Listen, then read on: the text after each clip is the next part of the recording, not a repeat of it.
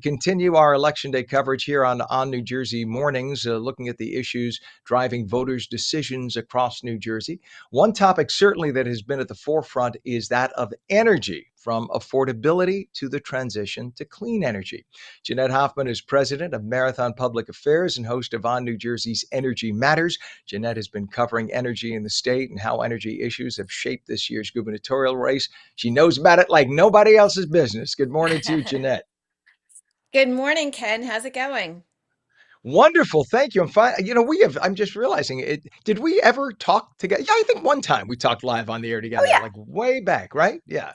But otherwise, I do watch your show. Energy Matters is great, and it is so timely and essential right now. It is probably the most important issue, if not the top two in the state on election day, right?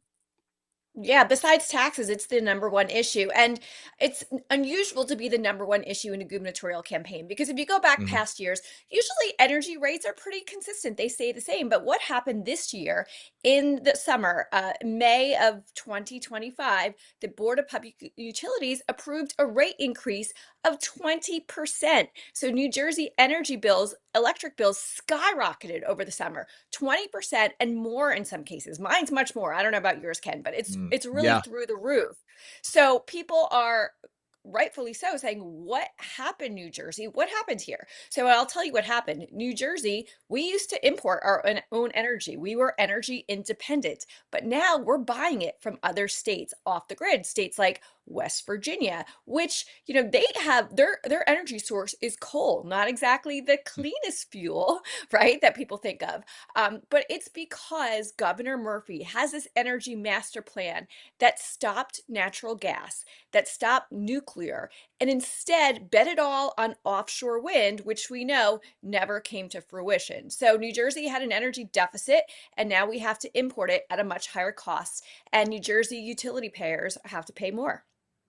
You know what's funny about this, Jeanette? It's not funny, actually. That instead of waiting until the new plants were built, which would have been okay if they wanted to spend trillions of dollars to get clean, which, by the way, wind is not that clean. You know how many thousands of barrels of oil a year each one of those 500-foot turbines needs? They use fossil fuel. That's the funniest Right. part. So everybody think all the greenies think it's so wonderful and clean. They killed thousands of migratory birds. Why? You put the windmills where the wind is. The wind goes through a certain pattern. The migratory birds, that's how they fly across the country. They just get into that wind, and as they fly, they hit the turbines. You could look it up. Not me talking a conservative talking point. Literally thousands of birds per windmill every year. So it is not so friendly to the environment. Plus, they're ugly as hell. But at the very And they're least, not Murphy could. reliable. They're Yeah. not. They break down all the time. We had a case Yes. in New England where one of the turbine blades broke off and it nearly hit a ship underneath. That could have killed someone. Those blades are 200 feet long. They weigh Right. tons. And So I think the problem it with is what it energy is is. you need a backup source. Wind is good when the wind blows. Solar is great when the sun shines, but you need natural gas, you need nuclear. These things have 70, 80% reliability. So if you want rolling blackouts and brownouts, sure, go with wind and solar, but you need reliable, affordable energy like nuclear and natural gas.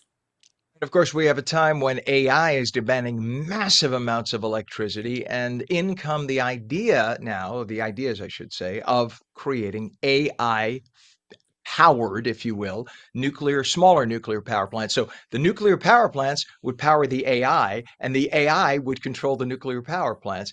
But I noticed the Democrats, because they like their phones, they like their little devices. They're not complaining about nuclear. Do you notice that, or is it just me? No, I noticed that. I mean, listen, nuclear, it used to be demonized back in the past, but it's a very clean energy source. It's 90% reliable. So it seems like, everyone's kind of okay with that, but we need natural gas. I mean, that's a proven source. Unfortunately, Governor Murphy shut down natural gas pipelines. He shut down the modernization of natural gas. And unfortunately, you also don't hear gubernatorial candidate Mikey Sherrill talk very much about natural gas. And that's because the environmentalists have demonized natural gas, just like they demonized nuclear in the past. These are clean energy sources, and New Jersey needs them if we want to get back to affordability and reliability in our energy. Yeah, I mean, when you burn LNG, the liquid gas, when you burn that, the natural gas, it basically puts out water. So Yeah. it's a very clean energy source. It doesn't put soot in the air. It burns clean. As you know, when they have an overage of it, they just burn it right into the air because it's that's the cleanest way to get rid of it, to burn it. So, and we have so much of it. We have more natural gas in this country than anywhere else on earth.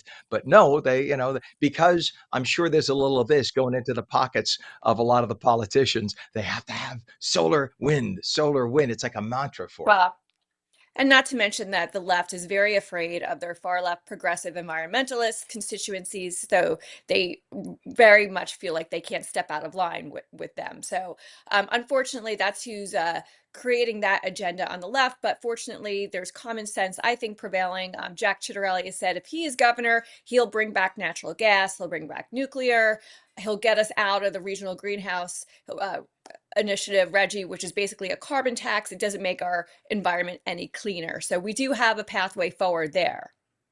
And we just heard from Bill Gates the other day that the whole environmental scare is all BS, which we've known all along.